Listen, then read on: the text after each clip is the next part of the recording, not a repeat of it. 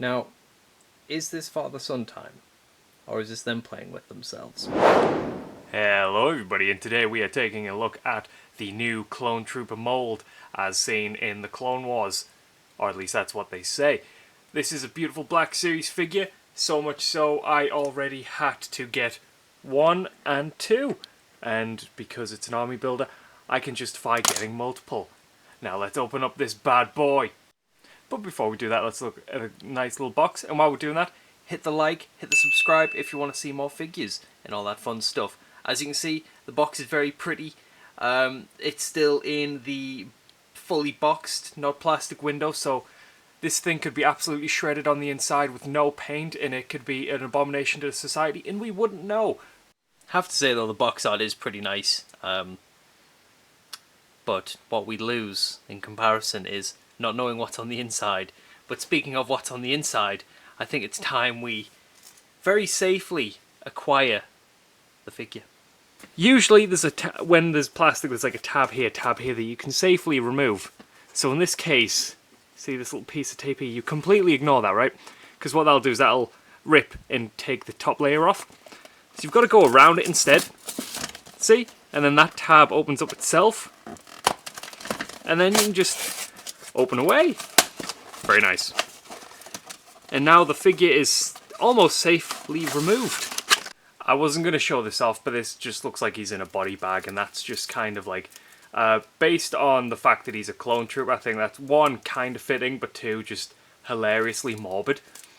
But you know, I have no words, to be honest with you. In the box you will receive one Phase 2 clone helmet, one DC-15 rifle, and one DC-15 blaster, and one semi-realistic, semi-animated Temuera Morrison head sculpt clone, with the new Clone Trooper body, which is kind of the more exciting draw to the figure, that the fact that over the course of the Black Series, we've now had 3 different Clone Trooper bodies, and this one seems to be like their definitive one for now. They got the Stormtrooper one right a few years ago, so finally they're getting to the Clone Troop one, which is very exciting. This might be the definitive figure, but we'll have to compare to the other ones and see how it lines up. So getting these boys out of the box, they really fit the description of what they're actually supposed to be, which is quite nice for once for a Clone Trooper. Other than the Rex, it's been kind of a hit and miss with these Clone Trooper releases, whether they'd look overly plastic or just out of proportion. Whereas these guys look like guys in armour. Sometimes on previous releases, the shoulder pads, for example, would look way too big or way too small, and they wouldn't look human on the body, where in this case it looks like Kaminoan armour on the body, which is quite nice. But despite how the figure looks, because of QC issues and release issues, we can kind of start to see a few issues with the figure. So for mine, for example, if we just get a bit closer in here, there is a teeny bit of chipping, just from the way it was packaged and sold out. I think that's mainly because of the, as we saw, the box packaging over the window. It's been like its legs were crushed together, and over shipping it's just chipped itself away, which isn't exactly fun. The head sculpt and helmets look beautiful. As you can see though, they are kind of a blend of realistic and animated. The paint, it feels very animated style, but it's a realistic sculpt, which I believe is also the same on the helmet. They look like a mix between Revenge of the Sith and Clone Wars, even though it's like a Clone Wars figure.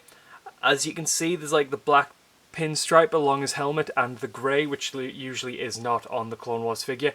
Some people have an issue with that, but in my case what I mean is you can kind of mix it with both a display of your Revenge of the Sith or a Clone Wars display, or an Andor display, because they were in Andor for that very split second. So this figure was released last year, but this is kind of an improvement on the body mold that I believe was released in 2019 with the beginning of the Kaminoan trooper that we saw in Clone Wars Season 6. And when I first heard the announcement of this figure, I didn't think it was actually going to be like an improvement of the figure. I just thought it was like just a Phase 2 shiny, which I was perfectly okay with. I didn't mind the old body molds. But in this case, what it seems to be is, obviously we get the painted head, the Temuera Morrison head sculpt, but also we see improvements on articulation and improvement on joints. So for example, these are free floating rather than stuck to the knee, which is a really good improvement, and it's the same for the elbow pads, and it's similar technology that we had on the Kaminoan Trooper and further forward, but it's slightly improved upon, so it can take more wear and tear essentially, which is quite nice. But when those clone troopers came out, they did have a Tamara Morrison head sculpt underneath it, but for some reason it was unpainted and glued in, whereas now we have the fancy one, as we can see here, and it's, although the paint leaves something to be desired, it looks very animated. It fits well enough with the display. I don't really have an issue with it. I've seen a few collectors very concerned with the 5 o'clock shadow looking a bit weird. Looking a bit, like, extremely animated. Most people will have their clone troopers with the helmets on anyway, so it's not the biggest issue. But for, like, some quick photography and such, it's a beautiful thing that we actually have it painted and not just glued to the helmet for once, which is quite nice. Overall, what this figure seems to be is just slight tweaks and improvements to make it more of a definitive figure, make it more worth your money.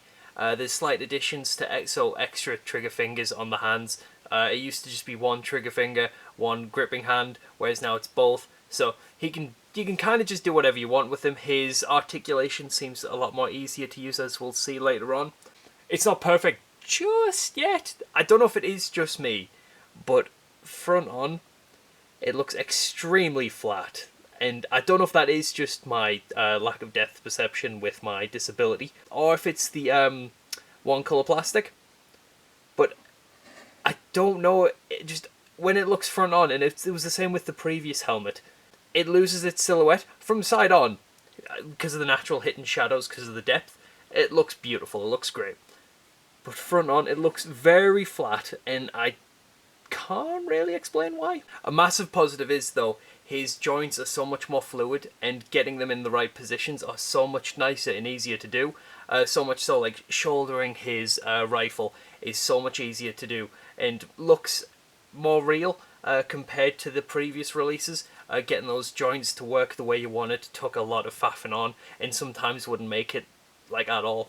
There used to be, like, a little bit of gappage in between the rifle stock and his shoulder, whereas now it just looks flush, and it just, even if, like, with a teeny bit of messing with, it looks great, it looks beautiful! So just like any other kind of Phase 2 helmet we've seen with the Black Series, what you can have happen if you don't seat it correctly, the chin can pop out the bottom just because of how the design of the helmet is. So sometimes that leaves you having to, like, press down or, like, angle down your helmet a little bit more. But yeah, it's been an issue with a few Phase 2 clone helmets. I think the original Captain Rex had the similar issue, stuff like that, where it does pop out, but if you angle it or if you have it at a certain angle, you can't really see it. So with articulation, Tamara Morrison can go not really up, a lot of down, side to side, full 360 if you want to get morbid on them. Now, the arms can go all the way down and all the way up, as you saw there. All you need to do is fuss with the separate joint for the shoulder pads to get them looking nice and natural, but imagine if you left it up too long, it would stay there, so just keep that in mind. You might need some heat to keep that going. Now, to rotate the arm, you need to bring the shoulder with it, or sometimes it can get stuck, but in this case it didn't. All the way round, which is very nice. So yeah, I'd keep in mind, just rotate with it, just in case, because you might tear the joint inside. That's far down on the ab crunch. Much further back, much further. Swivel, you go all the way round. So you can go quite high with the leg, but it starts to sprawl out. So just keep that in mind. But if you want to keep it flat on, it's just above 90. The seamless pinless leg gets to there. Beautiful. Love that. For a trooper covered in armor, they've made the articulation extremely accessible, and they've made it so there's, like, little ways to get extra articulation out of it, which is really nice compared to previous releases. Beautiful stuff. So in real life, Tamara Morrison is 5'9", but they detail Jango Fett, so obviously the clones would be 6 feet, and in real life Hayden Christensen is also 6 feet. This is all Google knowledge, this is not my knowledge. So in the collection, they look around about the same height. I'd say Anakin is a bit taller just because of how the body proportions actually work and how he needs to stand, but they kind of fit side by side very well together. They look really nice. So like if you have them in the display next to each other, they look good.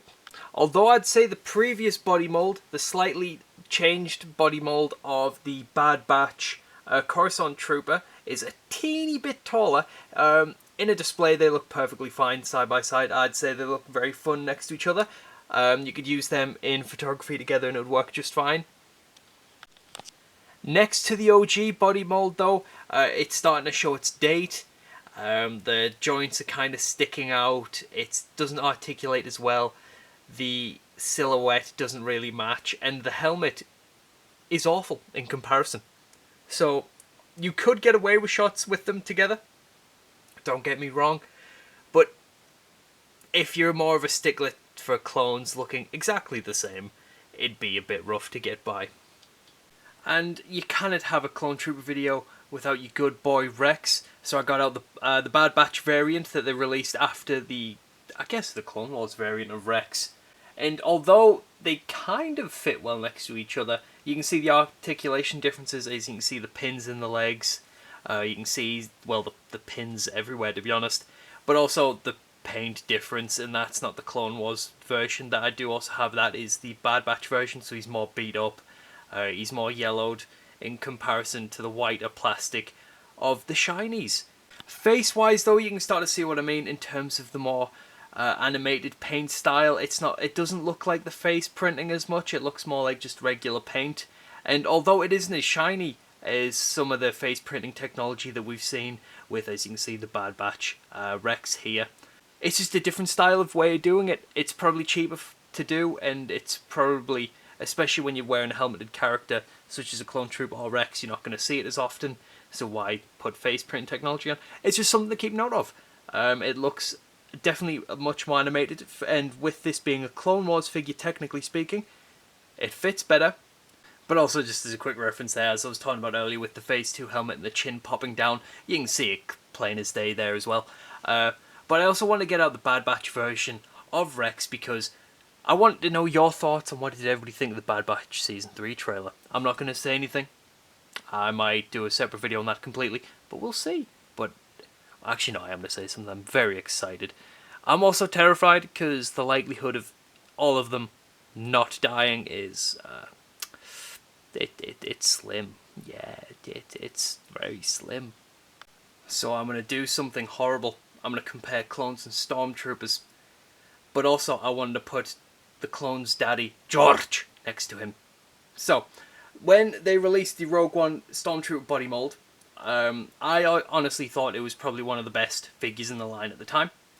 And especially for an army trooper build, like an army build figure, it's incredible. I'm not using the original ones, I'm using the George Lucas and the Mandalorian artillery troop, just for a reference example. But next to this clone trooper, I'm starting to notice a few issues in terms of the clone trooper. It's not up to par, I would argue. There's quality control issues. It still looks and feels a lot more plasticky. It doesn't feel as pristine of a figure, but they are getting so much closer to getting like the definitive clone trooper figure in the Black Series line. And I know I'm nitpicking and grasping at straws here, but honestly, this is a figure to pick up. The clone trooper has so many good things going for it, so I'd recommend it. It's a beautiful boy. Well, it's a beautiful mountain of boys that you could buy forever. Honestly, seeing these side by side though does make me wonder, have they stopped the face printing technology?